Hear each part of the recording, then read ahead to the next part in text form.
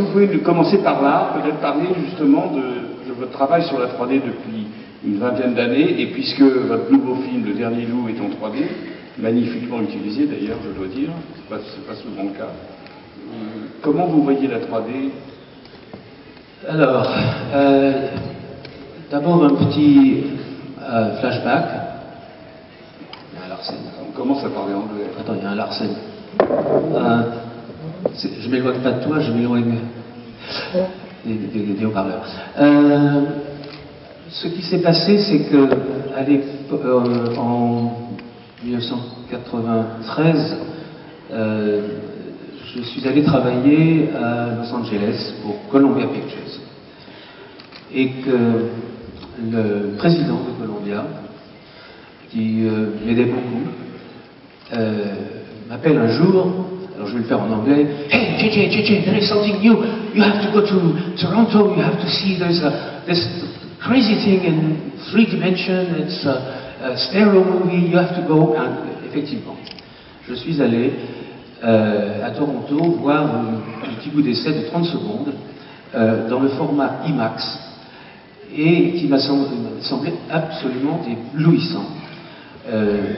C'était une chose faite sur des papillons, je peux me souvenir. Mais la qualité de la 3D était tellement remarquable que j'ai pensé qu'il était possible de raconter une histoire dans ce format. Je suis donc allé ensuite convaincre les dirigeants de IMAX, car à l'époque, je travaillais sur une histoire d'un pilote français qui s'était perdu dans les Andes et qui avait fait l'objet d'un très beau texte de Saint-Exupéry. Mais enfin, le texte de Saint-Exupéry était sorti de La Vérité et d'articles de journaux. Et j'avais ce scénario qui était déjà prêt. Il avait un inconvénient, le scénario, c'est qu'il ne tenait pas la route sur 1 heure et demie. Mais en revanche, il était adapté à un format plus court. Et j'ai donc convaincu les gens de Columbia de faire le premier film de fiction en relief depuis Hitchcock, je crois, en tout cas depuis les années 50. Il y a eu beaucoup de résistance, personne n'a cru que c'était faisable. Nous l'avons néanmoins fait.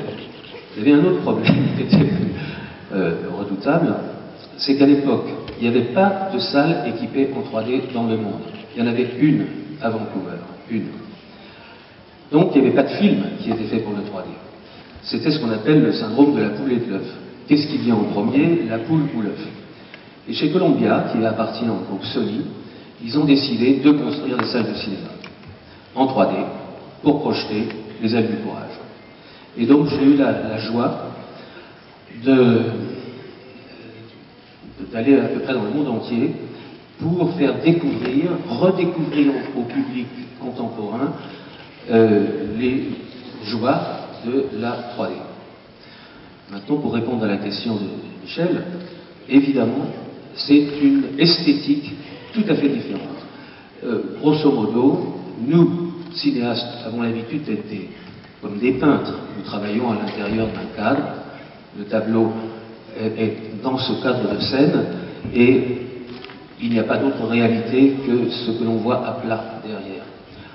La troisième dimension, c'est tout à fait autre chose. Vous êtes vous devenez sculpteur et ce n'est plus, par exemple, lorsque vous faites un gros plan, ce n'est plus un gros visage sur un grand écran, au fond, au loin, c'est simplement un visage de taille normale qui se rapproche de vous. Donc, même au traitement émotionnel, les choses sont complètement différentes. Et contrairement à ce que beaucoup ont voulu croire après, la 3D est très efficace dans l'intimité et dans les scènes de petits décors. Mais, comme toujours, quand il y a une invention technique, on a tendance à en vouloir faire trop. Donc on utilise le procédé trop. Comme on a fait avec le parlant. Au début des premiers films parlants, on parlait sans arrêt, on chantait tout le temps. Au début de la couleur, les couleurs étaient excessives.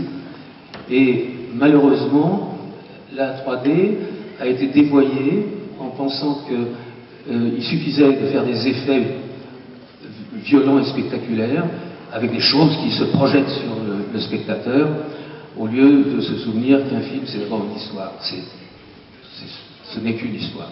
Et qu'il faut bien la raconter sans que la technique déborde le récit.